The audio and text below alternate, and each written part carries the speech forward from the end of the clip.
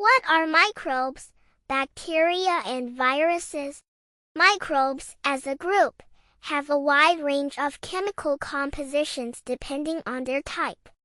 They all contain basic biomolecules like proteins, nucleic acids, DNA or RNA, lipids, and carbohydrates. Proteins, made up of amino acids, perform most of the biological functions. Nucleic acids, DNA or RNA, carry genetic information in microbes. Carbohydrates, such as polysaccharides, are used for energy storage and structural support, while lipids like phospholipids form the structural components of membranes. The specific composition of each microbe can vary. For instance, fungal microbes may have chitin in their cell walls, while bacteria have peptidoglycan, and viruses use protein capsids and lipid envelopes. Bacteria consist of a single cell with several key components. The genetic material is typically a single, circular DNA molecule made up of nucleotides, each consisting of a sugar deoxyribose phosphate group and one of 4 nitrogenous bases, adenine, thymine, cytosine, or guanine. Many bacteria also contain smaller plasmids, which are circular DNA fragments. Their cell membrane is a phospholipid bilayer, where each phospholipid molecule has a hydrophilic glycerol head and hydrophobic fatty acid tails. The bacterial cell wall is made of peptidoglycan, a polymer consisting of two sugar derivatives, N-acetyl-glucosamine and N-acetyl-muramic acid, cross-linked by short peptide chains. Bacterial ribosomes are composed of 70S ribosomal RNA, rRNA, and proteins, and their flagella are made of flag-LEN. A structural protein, PILI, are composed of pilin, a protein involved in attachment and conjugation. Viruses are acellular entities with a relatively simple chemical structure. Their core genetic material consists of either DNA or RNA, which can be single-stranded or double-stranded. DNA or RNA is made of nucleotides, each composed of a sugar, either deoxyribose for DNA or ribose for RNA, a phosphate group, and nitrogenous bases adenine, thymine, uracil, cytosine, and guanine. Surrounding the genetic material is a protein coat called a capsid, made of protein subunits called capsomers, which are typically composed of amino acids. Some viruses, especially enveloped ones, have an outer lipid membrane derived from the host cell's membrane, containing phospholipids and proteins, which play a role in viral entry into host cells. Retroviruses, for example, contain the enzyme reverse transcriptase, which aids in converting their RNA genome into DNA for integration into the host's genome. Microbes, being a broad category that includes various organisms such as bacteria, fungi, protists, and viruses, consist primarily of proteins, nucleic acids, DNA or RNA, lipids, and carbohydrates. These essential biomolecules are the building blocks of life and enable microbes to perform various biological functions like energy production, structural integrity, and genetic information storage. While fungi and protists may have more complex eukaryotic structures, bacteria and viruses present contrasting simplicity in their cellular architecture. Bacteria are unicellular prokaryotes with a relatively simple, but highly specialized, structure.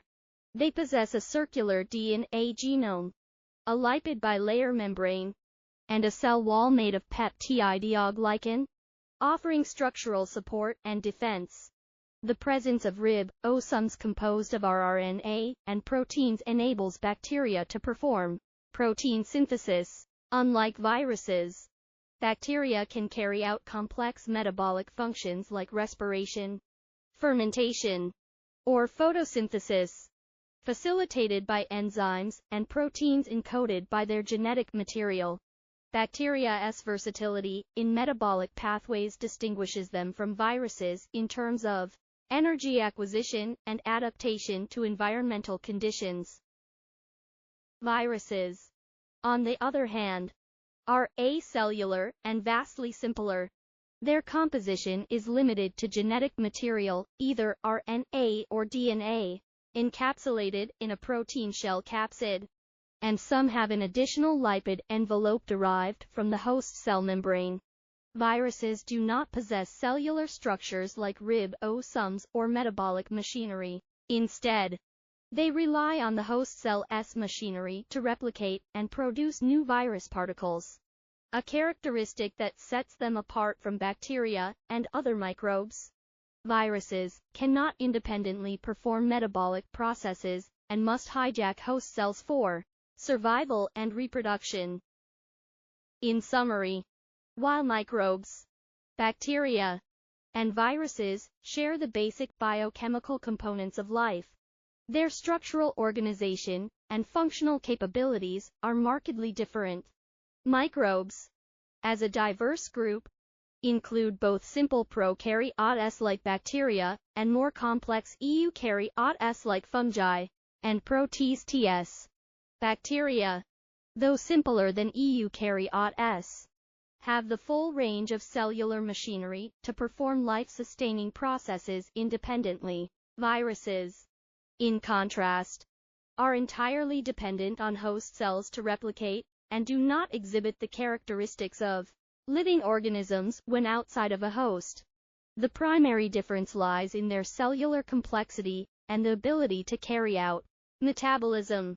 Bacteria can independently carry out life processes, while viruses are inert without a host. This fundamental distinction underscores the classification of viruses as non-living entities, contrasting with bacteria and other microbes that maintain cellular functions necessary for independent survival. Understanding the fundamental differences between microbes, bacteria, and viruses is essential in microbiology, medicine, and biotechnology. While bacteria are living organisms with complex metabolic capabilities, viruses are obligate intracellular parasites that exploit host machinery for replication. This distinction is critical in developing treatment strategies. Antibiotics effectively target bacterial structures, whereas antiviral drugs must interfere with viral replication without harming the host. Additionally, the study of bacteriophages viruses that infect bacteria has led to advancements in phage therapy as an alternative to antibiotics. Microbes is a general term for tiny organisms, including bacteria, viruses, fungi, and protozoa. Bacteria are single-celled microorganisms that can be beneficial or harmful. Some help with digestion, while others cause infections.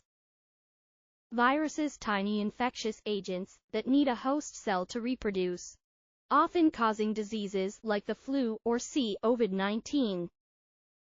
Microbes are present in many everyday objects, such as bath towels, sponges, toothbrush holders, dirty laundry, washing machines, and even toothbrushes.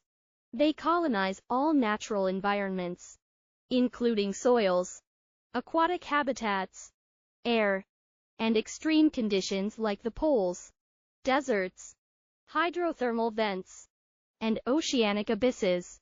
Microbes, or microorganisms, are microscopic living organisms that are ubiquitous in our environment. Some are harmless or even beneficial, while others become pathogenic and can cause diseases. Among them, bacteria stand out for their ability to reproduce autonomously by exploiting the resources of their environment. Unlike viruses, they are sensitive to antibiotics, which inhibit their proliferation.